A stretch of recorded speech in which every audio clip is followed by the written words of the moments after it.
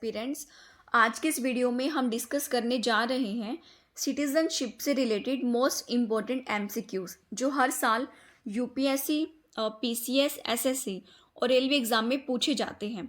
अगर आप citizenship chapter को स्ट्रॉन्ग और एग्ज़ाम रेडी बनाना चाहते हैं तो ये वीडियो आपके लिए है और बहुत इम्पोर्टेंट होने वाली है। हर क्वेश्चन को हम लॉजिक के साथ समझेंगे ताकि आप इसके जो कंसेप्ट हैं उसको कभी ना भूलें। बिना टाइम वेस्ट के चलिए शुरू करते हैं आज का इसका पहला एमसीक्यूज। हमारा जो इसका पहला क्वेश्चन है वो है कि नागरिकता का अर्थ क्या होता है। यहाँ पर इसका जो ऑप्शन है वो बी बिल्कुल ठीक हो जाएगा कि किसी देश का जो कानूनी सदस्य है वो नागरिकता कहलाता है, क्योंकि किसी देश का व्यक्ति वहाँ के जो कानूनी अधिकार हैं वो मानता है और साथ साथ में वहाँ के जो भी कर्तव्य होते हैं उनका पालन करता है, अच्छा नागरिक है वो कह सकते हैं। क्योंकि केवल जो पासपोर्ट है वो होना या वोट देना ही नागरिकता नहीं होता। नागरिकता का मतलब होता है जो उस देश के जो मौलिक अधिकार हैं और जो मौलिक कर्तव्य हैं उनको भी तो निभाना होता है। इसलिए जो नागरिक है वो किसी देश का जो कानूनी सदस्य है वो माना जाता है। अब हमारा सेकंड क्वेश्चन है कि भारतीय स्वतंत्रता का वो कौन सा भाग है जो नागरिकता से संबंधित है। यहाँ पर हमारा इसका बी ऑप्शन बिल्कुल ठीक हो जाएगा कि जो भाग 2 है वो भारत का संविधान का जो भाग 2 है वो नागरिकता से संबंधित है। क्योंकि भारत का संविधान का भाग जो 2 है उसमें बताया गया है कि संविधान लागू होने के समय ऐसे कौन से भारतीय नागरिक थे जो मतलब संसद को नागरिकता से जो भी कानून हैं वो बनाने के अधिकार दिए जाते हैं। इसलिए हम बोल सकते हैं कि जो भाग 2 है वो नागरिकता से संबंधित माना जाता है। हमारा तीसरा क्वेश्चन है कि भारतीय संविधान के वो कौन से अनुच्छेद हैं जो नागरिकता से संबंधित हैं। यहाँ पर हम बोल सकते हैं कि इसका बी ऑप्शन है, जो 5 से 11 आर्टिकल हैं वो भारत से संबंधित हैं। क्योंकि आर्टिकल 5 से लेकर आर्टिकल 8 तक क्या बोलता है कि संविधान जो है वो प्रारंभ के समय जो भी हमारी नागरिकता है के बारे में उसमें बताया गया है। आर्टिकल 9 क्या बोलता है कि विदेशी नागरिकता लेने पर भारत की नागरिकता समाप्त हो जाएगी। आर्टिकल 10 क्या बोलता है कि जो भारत की नागरिकता है, जो भी नागरिकता है वो लगातार इसमें कंटिन्यू रहती है। आर्टिकल 11 क्या बोलता है कि संसद को नागरिकता जो कानून है वो बनाने का अधिकार होता है। यहाँ हम बोल सकते हैं कि 5 से लेकर 11 तक जो भी हैं आर्टिकल है वो नागरिकता से संबंधित हैं। अगला क्वेश्चन है कि भारत में किस प्रकार की नागरिकता व्यवस्था है। यहाँ पर हमारी जो एकल नागरिकता है वो भारत में दी जाती है, क्योंकि भारत में कभी भी राज्य और देश 2 नागरिकता नहीं होती, सिर्फ अकेली देश की नागरिकता दी जाती है। फॉर एग्जाम्पल, जैसे एक भारत हो गया और भारत का एक राज्य उत्तर प्रदेश है, बिहार हो गया, तो यहाँ पर सिर्फ भारत की ही जो मतलब नागरिकता होगी वो देंगे। क्योंकि जैसे अमेरिका है, अमेरिका में जो राज्य की नागरिकता है वो अलग मिलती है और जो देश है उसकी नागरिकता अलग दी जाती है। हम इसलिए बोल सकते हैं कि भारत में एकल नागरिकता दी जाती है, जो ये साबित करती है कि भारत में देश की जो एकता है, जो अखंडता है वो हमारी स्ट्रॉन्ग है। इसलिए हम बोल सकते हैं कि जो भारत की नागरिकता है वो एकल नागरिकता है। अगला जो हमारा क्वेश्चन है क्या बोलता है कि एकल नागरिकता का क्या मतलब होता है।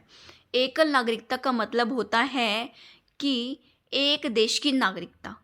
एकल नागरिकता का मतलब है कि अगर व्यक्ति को केवल एक ही देश की नागरिकता मिलती है, जैसे भारत में अमेरिका की तरह दोहरी नागरिकता व्यवस्था नहीं है, जैसे मैंने आपको भी बताई, भारत में केवल एक ही देश की नागरिकता दी जाती है। अगला क्वेश्चन है हमारा कि नागरिकता संशोधन अधिनियम CAA ये किससे संबंधित है। जो हमारा CAA है वो नागरिकता देने से, जो यहाँ पे देने के नियम है उसके बारे में इसमें बताया गया है कि जो भारत की जो नागरिकता है वो हम कैसे देते हैं, उसमें कैसे मतलब जो भी इनके जो रूल्स वगैरह हैं उसमें कैसे बदलाव किए जाते हैं, इन सब के बारे में इसके अंदर बताया गया है। अगला क्वेश्चन है हमारा, भारत की नागरिकता प्राप्त करने के वो कौन कौन से तरीके हैं। हम बोल सकते हैं यहाँ पे उपरोक्त सभी तरीके भारत में अपनाए जाते हैं, जन्म से भी, पंजीकरण से भी और प्रकटीकरण के द्वारा, या जो भी कोई अन्य भूमि भारत में आकर शामिल हो जाती है वो भी भारत में नागरिकता प्राप्त कर सकती हैं। इसीलिए यहाँ पे उपरोक्त सभी ऑप्शन बिल्कुल ठीक हो जाता है। अगला जो हमारा क्वेश्चन है कि निम्न में से वो कौन सा अधिकार है जो केवल भारतीय नागरिकों को प्राप्त है। सो हम यहाँ पर बोल सकते हैं कि सांस्कृतिक एवं शैक्षणिक जो अधिकार है केवल भारतीय नागरिकों को प्राप्त है। ये जो अधिकार है ये आर्टिकल 29 और जो आर्टिकल 30 है उसके अंदर ये आता है, और इसमें साफ साफ बताया गया है कि जो विदेशी नागरिक हैं उनको ये अधिकार नहीं दिए गए हैं, केवल भारतीय नागरिकों को ये अधिकार प्राप्त है। लेकिन जो समानता का अधिकार है, धर्म की स्वतंत्रता का अधिकार है, या शोषण के जो विरुद्ध अधिकार है, जो ये तीनों अधिकार है ये विदेशियों को प्राप्त है। केवल सांस्कृतिक या जो शैक्षणिक अधिकार है वही केवल अधिकार भारतीयों को प्राप्त है, वो विदेशियों को प्राप्त नहीं है। अगला जो हमारा क्वेश्चन है कि भारतीय नागरिकता समाप्त होने के कौन कौन से तरीके हैं। सो यहाँ पर हमारा उपरोक्त सभी हो जाएगा। मतलब जो भारत की जो नागरिकता है वो त्याग द्वारा भी समाप्त हो सकती है, समाप्ति द्वारा भी हो सकती है, जो हमारा वंचन द्वारा है वो उसके नाम भी। क्योंकि जो यहाँ पे जो हमारा ये पहला ऑप्शन है इसका मतलब है कि व्यक्ति स्वयं अपनी इच्छा के अनुसार नागरिकता छोड़ रहा है। दूसरी है कि अगर कोई व्यक्ति विदेश की नागरिकता ले लेता है तो भारत की नागरिकता उसकी समाप्त हो जाती है। तीसरे का मतलब है वंचन के द्वारा, कि अगर कोई व्यक्ति सरकार से धोखा करके किसी अन्य देश की नागरिकता ले लेता है और वो भारत को नहीं बताता है तो उसकी जो नागरिकता है वो वंचन के द्वारा समाप्त हो जाती है। सो यहाँ बोल सकते हैं कि भारतीय नागरिकता समाप्त होने के ये सभी तरीके हैं। अगला क्वेश्चन है हमारा OCI का क्या अर्थ है। तो OCI का अर्थ है हमारा सीमित अधिकारों वाला विदेशी व्यक्ति। मतलब OCI का मतलब है जो OCI धारक होते हैं उनमें भारत में रहने और काम करने का अधिकार तो होता है, लेकिन भारत में ना तो वोट करने का अधिकार होता है, ना ही यहाँ पर वो चुनाव लड़ सकता है। मतलब कोई भी राजनीतिक अधिकार उसको नहीं मिलते हैं। इसलिए बोल सकते हैं कि जो OCI व्यक्ति होते हैं वो पूर्ण रूप से भारत के नागरिक नहीं होते हैं। हमारा अगला क्वेश्चन है कि भारतीय संविधान लागू होने की वो कौन सी तारीख है। तो हम बोल सकते हैं कि 26 जनवरी 1950 जो है वो भारतीय संविधान लागू होने की जो तिथि है वो लागू की गई थी, और इसी दिन भारत एक जो गणराज्य है वो बना था। तो हम बोल सकते हैं कि 26 जनवरी 1950 को भारतीय संविधान लागू हुआ था। अगला क्वेश्चन है हमारा संविधान लागू होने के समय भारत का नागरिक है वो कौन माना गया था। सो हम यहाँ पर बोल सकते हैं कि जो ऑप्शन डी है, संविधान के अनुच्छेद जो हमारे आर्टिकल 5 और 8 हैं उनकी शर्तों को जो भी पूरा करेगा वो हमारा संविधान लागू होने के समय भारत का नागरिक माना जाएगा। अगला क्वेश्चन है कि निम्न में से वो कौन सा नागरिक है जिसे भारत का नागरिक नहीं हो सकता। सो हम यहाँ पर बोल सकते हैं कि जी इसका ऑप्शन सी है, 2 देशों की नागरिकता रखने वाला व्यक्ति भारत का नागरिक नहीं हो सकता। क्योंकि मान लो कि अगर किसी व्यक्ति के पास भारत की नागरिकता है तो वो दूसरे देश की नागरिकता नहीं ले सकता। जैसे ही सरकार को पता चला तो उसकी जो भारत की नागरिक उसी समय समाप्त कर देगी। ठीक है, तो हम यहाँ बोल सकते हैं कि 2 देशों की नागरिकता रखने वाला व्यक्ति भारतीय नागरिक नहीं हो सकता।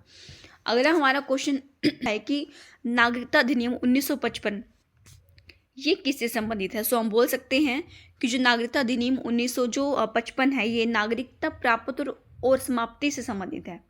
ये बताता है कि नागरिकता जो भारत की नागरिकता है वो कैसे प्राप्त होगी और समाप्त कैसे होगी, इन दोनों को ही बताता है नागरिकता अधिनियम 1955।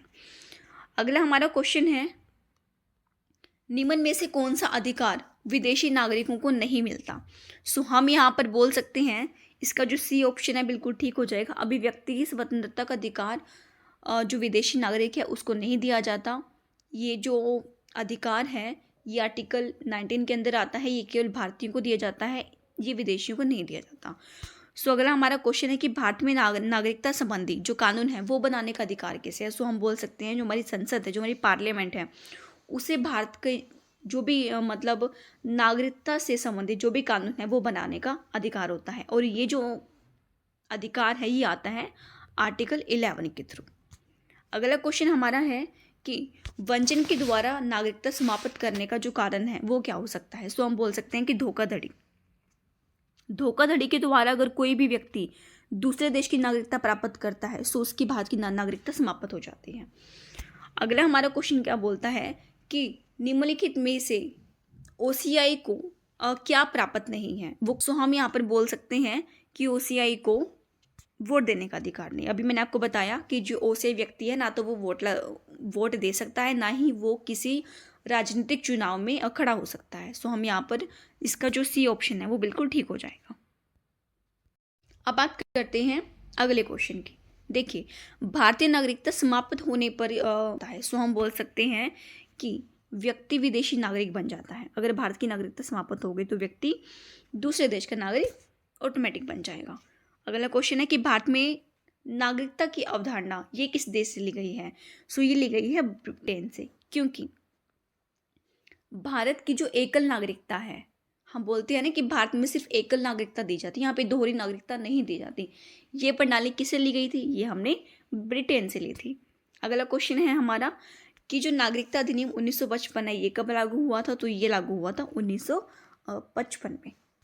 अगला क्वेश्चन बोलते हैं कि जन्म द्वारा भारतीय नागरिकता जो है वो किस पर आधारित है। सो हम बोल सकते हैं कि जो जन्म के द्वारा भारतीय नागरिकता है वो हमारी जन्म स्थान के अकॉर्डिंग है, क्योंकि जन्म के द्वारा जो नागरिकता का अधिकार है उसका मतलब है कि यदि कोई व्यक्ति भारत में जन्म लेता है और भारत के जो भी कानून हैं, जो भी शर्तें हैं, जो भी कर्तव्य हैं उनको मानता है तो वो भारत का नागरिक माना जाएगा। अगला क्वेश्चन है कि वंश द्वारा नागरिकता का अर्थ क्या है। तो हम यहाँ बोल सकते हैं कि माता पिता का भारतीय का होना। अगर किसी व्यक्ति का जन्म भारत के बाहर पैदा हुआ है लेकिन अगर उसके माता पिता भारत के नागरिक हैं, सो इस वे से वो भारत का नागरिक माना जाएगा, मतलब वो भारत की नागरिकता ले सकता है। अगला क्वेश्चन क्या बोलता है कि प्राकृतिकरण द्वारा जो नागरिकता है वो किसे दी जाती है। सो हम यहाँ पर बोल सकते हैं कि इसका जो बी आंसर है वो बिल्कुल ठीक हो जाएगा। विदेशी नागरिक जो लंबे समय से भारत में रह रहे हो उनको प्राकृतिकरण के द्वारा भारतीय नागरिकता दी जाती है, क्योंकि प्राकृतिकरण के माध्यम से विदेशी नागरिक जो भारत में लंबे समय तक रह चुका है और भारतीय संस्कृति को अपनाता है, यहाँ के जो कानून हैं, जो नियम हैं, जो शर्तें हैं उनको फॉलो करता है, सो इस बेस पे उसे जो भारत की नागरिकता है वो दी जा सकती है। सो अगला क्वेश्चन है हमारा कि क्षेत्र के समावेशन द्वारा जो नागरिकता है उसका क्या अर्थ है। सो हम यहाँ बोल सकते हैं कि अगर किसी विदेशी क्षेत्र का भारत में शामिल होना ये क्षेत्र के समावेशन के लिए बोल जाता है, क्योंकि अगर कोई विदेशी भूमि, विदेशी क्षेत्र भारत में आकर मिल जाएगा, फॉर एग्जांपल जैसे गोवा 1961 में शामिल हुआ था भारत में, सो इस बेस पे वहाँ के जो लोग थे वो भारत के नागरिक माने गए थे और उन्हें भारत की नागरिकता भी दी गई थी। इसलिए हम बोल सकते हैं अगर कोई व्यक्ति अगर कोई क्षेत्र भारत में आकर समावेश होता है, सो उस केस में उन लोगों को भारत की नागरिकता दी जाती है। अगला क्वेश्चन है हमारा कि आर्टिकल 9 का जो प्रावधान है वो क्या है। सो हम यहाँ बोल सकते हैं कि नागरिकता समाप्त करना। आर्टिकल 9 का क्या काम होता है? नागरिकता समाप्त करना। अगर कोई व्यक्ति अपनी इच्छा से भारत की नागरिकता समाप्त करके दूसरे देश की नागरिकता लेता है, सो वो ले सकता है, यहाँ पर ये बोला गया है।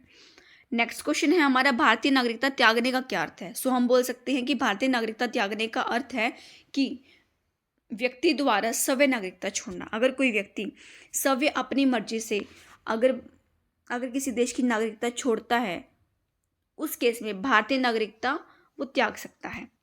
नेक्स्ट क्वेश्चन क्या बोलता है हमारा, निम्न में से वो कौन सा अधिकार है जो केवल भारतीय नागरिकों को प्राप्त है।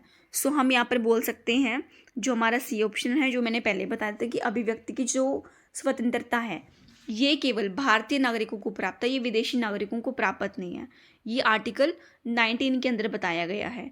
लेकिन जो बाकी के जो ये 3 है, जैसे समानता का अधिकार हो गया, जीवन और स्वतंत्रता का अधिकार हो गया, धर्म की स्वतंत्रता का अधिकार हो गया, ये सभी विदेशियों को प्राप्त है। लेकिन जो भारतीय को प्राप्त है ये सभी जो विदेशी को प्राप्त है सिर्फ इसको छोड़ के।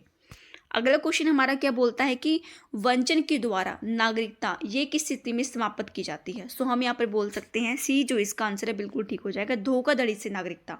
अगर कोई व्यक्ति धोखाधड़ी से, सरकार से धोखाधड़ी करके सरकार को बिना बताए अगर वो दूसरे देश की नागरिकता ले लेता है, तो इस केस में उसकी जो नागरिकता है वो किसके द्वारा खत्म हो जाएगी? वो हो जाएगी वंचन के द्वारा। नेक्स्ट क्वेश्चन है हमारा और लास्ट क्वेश्चन है आज का, भारत में ओसीआई को वो कौन सा अधिकार प्राप्त नहीं है, ऐसा कौन सा अधिकार प्राप्त नहीं है। सो हम यहाँ पर बोल सकते हैं जो ऑप्शन सी है वोट देने का अधिकार नहीं है।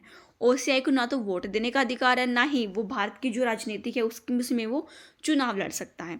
सो हम यहाँ पर बोल सकते हैं कि जो ओसीआई है, जो भारत में विदेशी लोग रह रहे हैं, ठीक है, इनको सिर्फ वोट देने का अधिकार नहीं है, ना ही ये राजनीतिक अधिकार इनको मिलते हैं।